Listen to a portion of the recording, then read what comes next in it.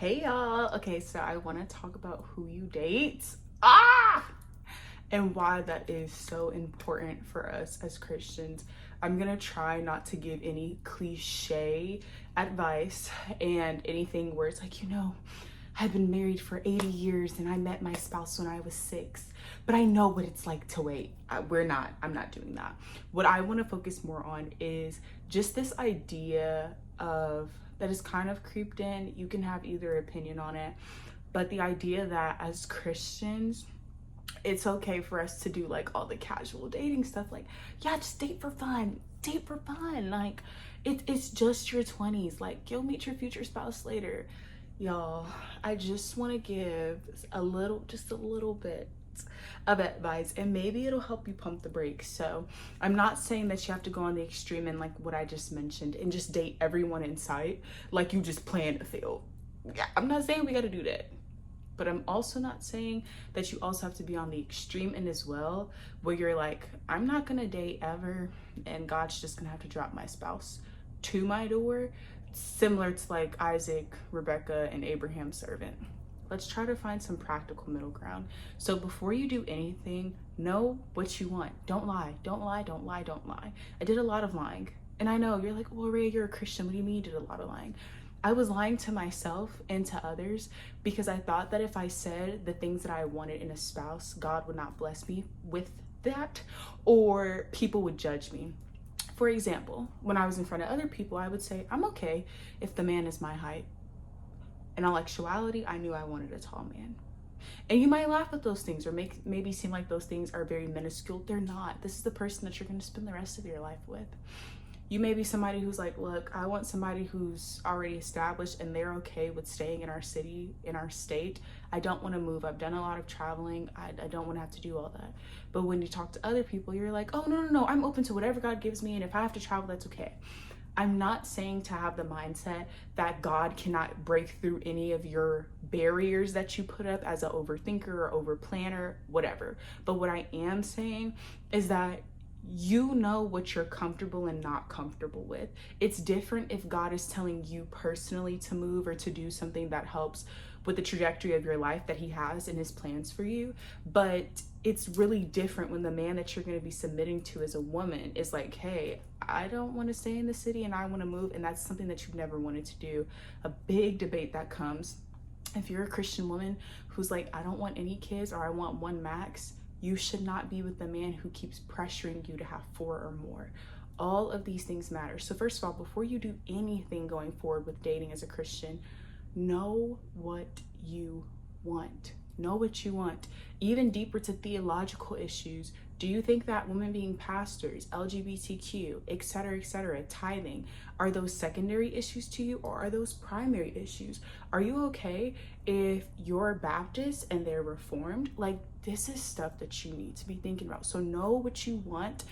And don't get to the point where you're boisterous and you're like, I need to have a country boy, and if he's not country, I can't have it. And he has to be 6 foot, and if he's 6 foot, or if he's 5'11", I won't take him. I'm not saying get to that point, but you know what you want when you're laying awake late at night and you want a partner. Don't lie. So first of all, know what you want.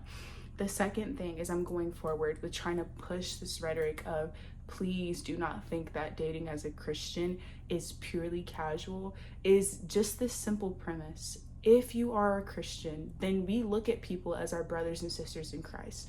And so because of that mindset, if you are going around as a Christian and always dating casually, never dating, well, first of all, that's an antithesis of what we're supposed to do as Christians, because where's the waiting for marriage? You get what I'm saying? Because there's nothing casual. There's nothing casual about that. Where's the talks about your theology? Where are the talks about do they have the fruits of the Spirit or not? Casual things are the complete opposite of what the Bible tells us to look for in a partner. Long-suffering, perseverance. Ain't nothing casual about that. I'm not saying that when you're dating someone, you can't go on a casual date. If they invite you to pickleball, I'm not saying you can't do that. What I am saying is, if you always have the mindset of, oh yeah, this Chad is who I date on Wednesdays, and then, oh, Rayante, that's the one that I invite whenever I have like my out of the country trips, because he keeps a bag on him. Know what you want so that you can be precise moving forward. And going back to my point, because we are looking at men and women as our brothers and sisters in Christ, if you are playing around with a man, you're playing with someone else's man. So as a good sister in Christ and as a good part of stewarding that friendship, if you know it's not going to go far on either end, leave that person alone, because it could be somebody else's spouse. I know there's a lot of people who are like, wait till date 3 before you ask if they're waiting till marriage. Going to church shouldn't be a first date. I don't hold that opinion, actually. I'd say see how their church is, because if this is the man that you're going to be submitting to and he's in leadership at these churches or he serves there, seems like he's pretty grounded. And if he's at that church, he probably believes at least a good 80 to 90% of the church's doctrine. And so what if there are things that you don't agree with and you don't find that out until 6 months later because somebody on a YouTube video or podcast or 30-second TikTok clip or Instagram reel told you that you should wait till the 6-month mark before you start seeing what church they attend? I don't think it's too much for you to ask very close right off bat. If y'all are already getting to the point where you're like, look, I want to date, I don't think it's you doing too much if you're like, hey, are you waiting for marriage? And not because you're waiting for me, but because you were already waiting till marriage before you met me. I don't think that's doing too much. I'd say cut out all the noise. Get straight to the point. That doesn't mean that you can't have fun when dating as a Christian, but it shouldn't be convicting. You know there's something a little odd when you have a new flavor of the week as a Christian. That don't make sense. You know it's a bit odd when you're dating someone but y'all don't talk about church and y'all have this sexual tension between each other, but you don't know if they're waiting for marriage. You don't know what their boundaries are. Do they kiss? Do they not? Does that man even want to be married? I don't think it's too much. And then last thing, if a man is doing this hot and cold game where he'll text you on social media, but then maybe he won't talk in person, or he'll text you every couple of months, but then he's like, I'm so busy, I'm sorry, I couldn't get back to you. Anything that has to cause you to question, cut it out, cut it out, cut it out. I'm not saying that you're gonna have the perfect person and that there's gonna be a time and that there's never gonna be a time where you argue or where things can be a little weird as you're dating as Christians, because there's a plethora of information online with no practical tips.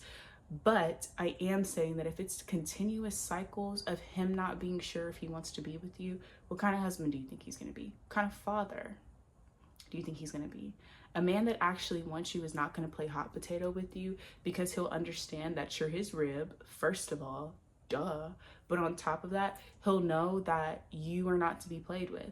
If he's serious about you, he's not going to leave you out in the open. That's like blood being thrown, or like blood in the water for sharks. He knows that there's other men that will want you. And so if he's serious about you, why? If he's attracted to you, why? If he's saying he loves you, why? If he wants you to submit to him when y'all get married, why? Would he leave you out in the open for other men to glance at, to potentially pursue you? You get what I'm saying? The man who wants you will be persistent. And I know as women, we've probably all dealt with that one guy who we were probably not attracted to for one reason or another. Could be physical, maybe not, but he was persistent. He was persistent. Or you might have that one guy in your DMs. You don't like him. You don't. But he talks to himself in your DMs. You want that, but you want the attraction, and you also want the Christian attributes for the future man that you're going to submit to. You don't have to buy a dating course. You don't have to go all out. Just listen to the practical information. I'm not saying that you can't listen to people who aren't monetized. I would love to be monetized. I would love to make money off of YouTube. But make sure that the advice that they're giving is matching the fruit of their life. You get what I'm saying? If I was coming out here and telling y'all this stuff, but I was with the man who puts his hands on me, or with the man who hides me in public, you should actually report my channel, and I would support you in doing that. But the proof is in the pudding. I'm not saying that Anthony, that's my boyfriend, I'm not saying that he's perfect. I'm not saying that, well, he is all that in a bag of chips. But I'm telling y'all what I know, okay? I love y'all. Keep this in mind as you're dating. There will be a man who will pursue you. There will be a lot of men who will pursue you. But there's just going to be one that you ultimately end up submitting to. And you get to choose as a woman if you like the fruit that he's bringing to you. If a guy really likes you, the questions that you're asking aren't going to be too much or invasive. He should already be expecting those things, or should already be forthcoming, so you don't have to ask those questions. Bye, y'all.